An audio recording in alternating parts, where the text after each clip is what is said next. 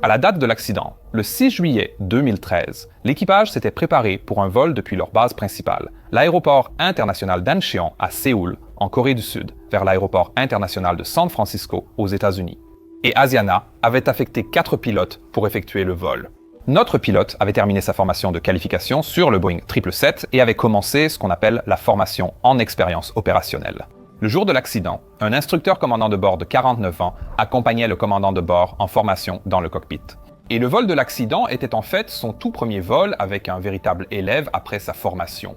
L'atterrissage était prévu vers 11h30 du Pacifique à San Francisco, soit environ 3h30 du matin à Séoul.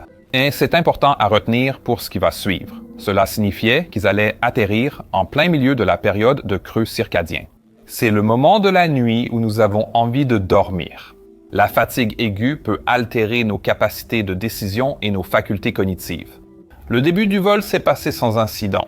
Et à 9h55, l'équipage principal a repris les commandes aux pilotes de relève pour commencer à préparer leur arrivée à San Francisco.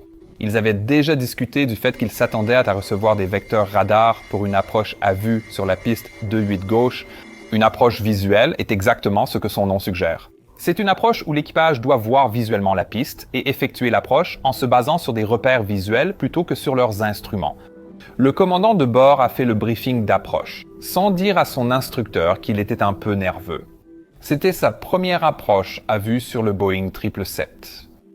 À 11h22, le contrôleur Norcol a demandé à l'équipage s'il voyait la piste et le pilote surveillant. Le pilote instructeur a répondu qu'il voyait effectivement la piste.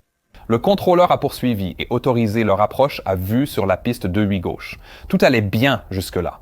Après avoir dépassé 15,4 miles nautiques de la piste, l'avion est descendu sous 5300 pieds, une règle approximative pour estimer le nombre de miles de trajectoire dont nous, les pilotes, avons besoin afin de descendre de manière contrôlée, consiste à prendre votre altitude, multiplié par 3, à condition, bien sûr, que vous ayez votre vitesse sous contrôle. Si nous appliquons cela dans ce cas, il semble qu'ils s'en sortent assez bien. Ils pourraient être un peu hauts, mais pas de beaucoup. Cela va bientôt changer.